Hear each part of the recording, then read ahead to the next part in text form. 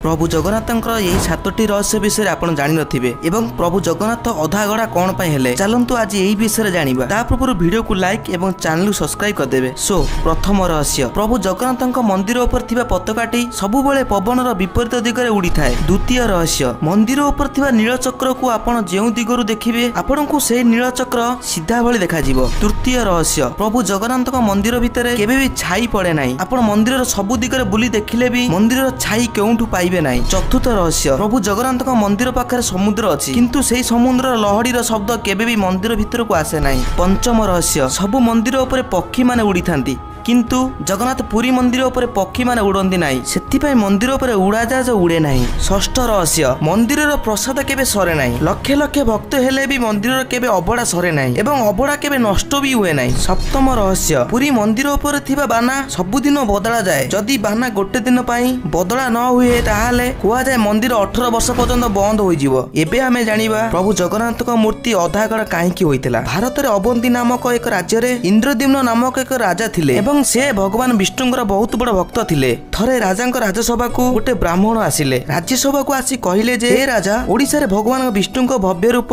नीलमाधव नाम रे पूजा पाउछंती। एहा सुनी राजा ओडिसा चारि दिग को तार सैन्य मान को पठेइथिले किंतु बहुत दिन बीती गला परे भी प्रभु नीलमाधवंक संधान केही भी पाई नथिले। तापर राजा बहुत भांगी पड़िथिले। तापर प्रभु नीलमाधव राजांको शून्यवाणी रे कहिथिले जे हे इंद्रद्युम्न समुद्र कूल रे गोटे दारू भासुची तू जा से दारू को आनी मोर मूर्ति तैयारी करिवु। तापर राजा इंद्रद्युम्न से दारू को नहीं आसीथिले एवं मूर्ति तैयारी करिया पई राजा बहुत महाराणा को खोजिथिले किंतु थरे प्रभु विश्वकर्मा गोटे ब्राह्मण वेश रे आसी राजा को अनुरोध करिथिले जे प्रभु जगन्नाथ को मूर्ति मु निर्माण करिवि बोली। तापर राजा इंद्रद्युम्न राजी होई जाइथिले किंतु प्रभु विश्वकर्मांकर गोटे शर्त थिला मु मूर्ति निर्माण कला बेले द्वार को बंद करी मूर्ति निर्माण करिवि एवं सेही द्वार को केबे भी आपण खोलिबे नाही। जदि आपण एहा करंती ताहाले मु मूर्ति निर्माण सेउडु बंद करि देबी। एही सब कथा कहिसला परे प्रभु विश्वकर्मा मूर्ति तैयारी करिबा आरंभ करिदेले। एमती 15 दिन बीती गला परे थरे राजा एवं रानी भ्रमण करिया पई सेही द्वार पाखु आसिले किंतु सेही गृह भितर कोनोसी शब्द भी आसु नथिला। एहा देखि रानी बहुत चिंतित होई गले एवं राजा इंद्रद्युम्न को कहिले जे तुमे जाय से द्वार खोली देखो कोन होईची किंतु राजा कहिथिले जे मु गोटे शर्त रखिथिले 21 दिन पर्यंत से कबाट को मु खोलिबि नाही एवं सेही मूर्ति महाराणा को डाकिबि नाही किंतु रानी बहुत जिद्दी धरिथिले एवं कहिथिले तुमे जाओ से कबाट खोलिबो। तापर राजा इंद्रद्युम्न बाध्य होई सेही कबाट को खोली देइथिले एवं खोलिला पर देखिले जे सेठी आ प्रभु विश्वकर्मा नाहांती एवं प्रभु जगन्नाथ मूर्ति अधा गड़ा होई रहिछि। तापर संगे संगे शून्यवाणी होइतिला जे प्रभु एही अवस्था रे कली जुग रे पूजा पाइबे किंतु प्रभु जगन्नाथंकर मूर्ति अधा गड़ार कारण हेउछि जे पूर्व जुग रे दिया जायथिबा वरदान जाहाको मु नेक्स्ट वीडियो रे आपनकु कहबी।